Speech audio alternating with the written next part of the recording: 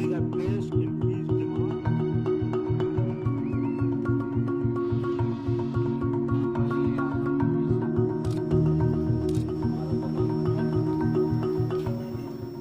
me right away say that Pakistan has taken a considered decision to be a part of the coalition, to be with the United States, to fight terrorism in all its forms, wherever it exists.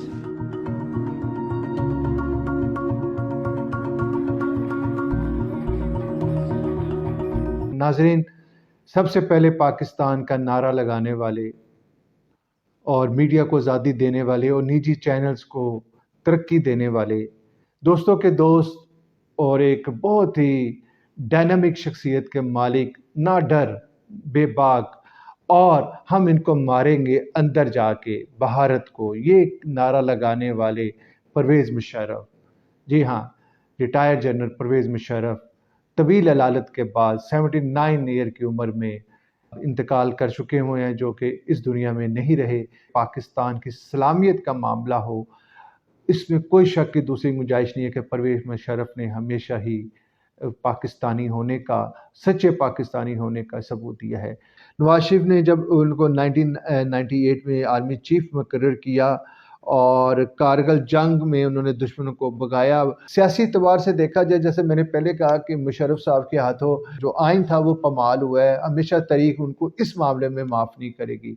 उन्होंने पाकिस्तान के judiciary निज़ाम की अगर बात करें तो उस वक़्त के जो चीफ ऑफ जस्टिस थे इफ्तिखार चौधरी साहब, उनको घर भेजा था और आइन को मुअत्तल कर दिया गया था, और जो पार्लियामेंट थी तहलील किया था और अपनी पसंद के वो चीफ जस्टिस को लेकर आए थे।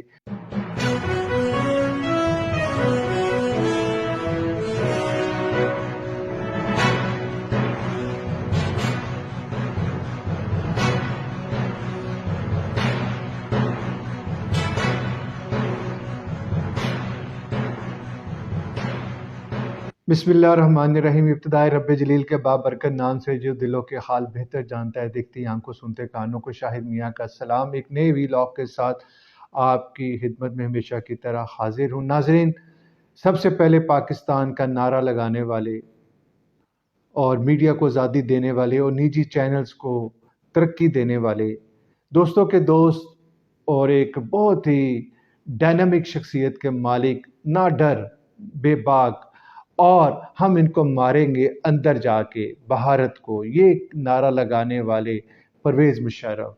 जी हाँ, रिटायर्ड जनरल परवेज़ मुशर्रफ तवील अलालत के बाद 79 ईयर की उम्र में इंतकाल कर चुके हुए हैं, जो कि इस दुनिया में नहीं रहे।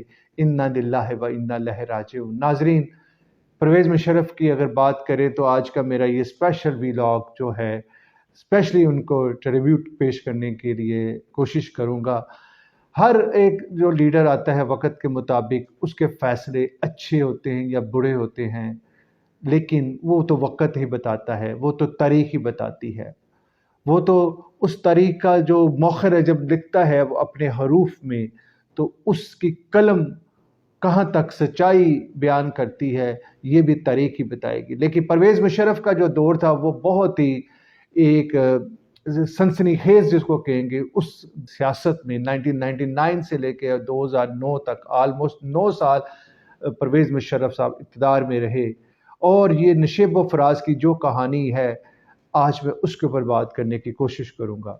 परवेज़ मुशर्रफ जैसा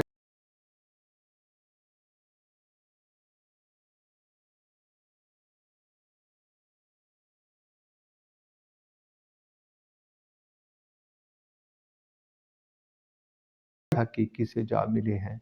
परवेज़ मुशर्रफ की जहाँ तक बात करें तो इसमें कोई शक की दूसरी राय नहीं है कि ये एक बड़े ही नाडर और बड़े बेबाक किस्म के लीडर और एक जनरल रहे हैं। इंडिया के मामले में हमेशा उन्होंने बहुत ही बरमला स्टांस लिया है और आगे बढ़ के हमेशा ही उनको ललकारा है।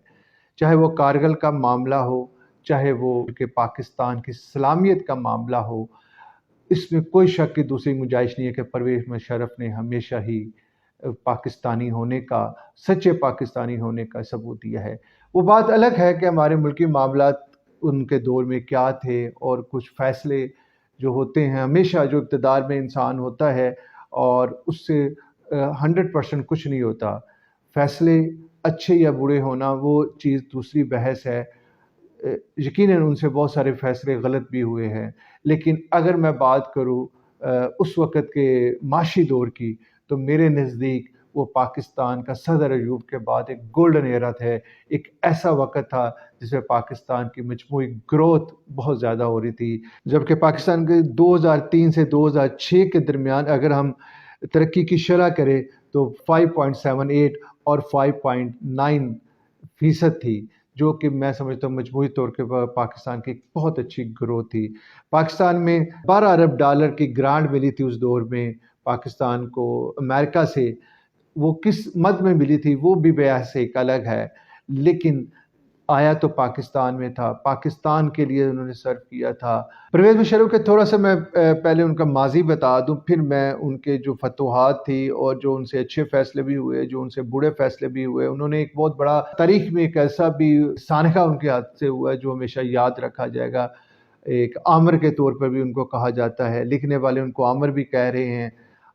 और वो क्या था कि उन्होंने एक आइन तोड़ा, आइन तोड़ने के मुजरम भी ठहरे वो, और उनके ऊपर केस भी हुआ और उनमें बाद में ट्रायल भी हुआ जिसका उनको सामना भी करना पड़ा, उसमें सज़ा भी हुई। बाद में एक अदालत ने उनकी सज़ा को मुअत्तल भी कर दिया है। खैर ये पाकिस्तान का जुडिशरी निज़ाम है, इसमें मुनसब और हाकिम और मुनसब की चीज़ें ये चलती रहती हैं। लेकिन देखा जाए कि तारीख जब लिखती है वो लिखती है कि बतौर सदर या बतौर उस कौम के लीडर के या सपहसलार के तौर के ऊपर आपने अपनी कौम को क्या सर्व किया है। थोड़ा सा मैं पीछे जाने की कोशिश करूँगा परवेज़ मुशर्रफ का, कि उन्होंने कराची में इब्तदाई तालीम हासिल की थी और 65 की जंग भी उन्होंने लड़ी थी। नवाज शरीफ ने जब उनको 1998 में आर्मी चीफ मुकर्रर किया और कारगिल जंग में उन्होंने दुश्मनों को भगाया। अगर हम सियासी पहलू से देखें तो सियासी गवर्नमेंट का और सियासतदानों का ये एक नुक्ता नज़र था कि परवेज़ मुशर्रफ की वजह से वो जंग जो कारगिल की जंग थी और जिसकी एवज़ में वाजपेयी उससे पहले पाकिस्तान आए थे। तारीख गवाह है कि दोनों वज़ीर आज़म नवाज शरीफ और वाजपेयी के दरमियान मुआहिदा लाहौर ठहरा था और एक दोस्ती का एक सफ़र शुरू हुआ था और उन्होंने उसी मद में कश्मीर का मसला भी हल हो जाना था। लेकिन उससे कुछ अरसा बाद कारगिल का एक वाक़या हो जाता है जिसकी वजह से तमाम मामलात ख़राब हो जाते हैं। मैंने पहले जैसे कहा कि हर चीज़ के दो पहलू होते हैं, एक अच्छा पहलू होता है नाज़रीन, एक उसका अगेंस्ट पहलू होता है। आपने खुद एनालिसिस करना है कि किसने किसको क्या कहा, किसने किसको क्या दिया। सियासी एतबार से देखा जाए, जैसे मैंने पहले कहा कि मुशर्रफ साहब के हाथों जो आइन था वो पमाल हुआ है। हमेशा तारीख उनको इस मामले में माफ़ नहीं करेगी। उन्होंने पाकिस्तान के जुडिशरी निज़ाम की अगर बात करें तो उस वक़्त के जो चीफ ऑफ जस्टिस थे इफ्तिखार चौधरी साहब, उनको घर भेजा था और आइन को मुअत्तल कर दिया गया था और जो पार्लियामेंट थी तहलील किया था और अपनी पसंद के वो चीफ जस्टिस को लेकर आए थे।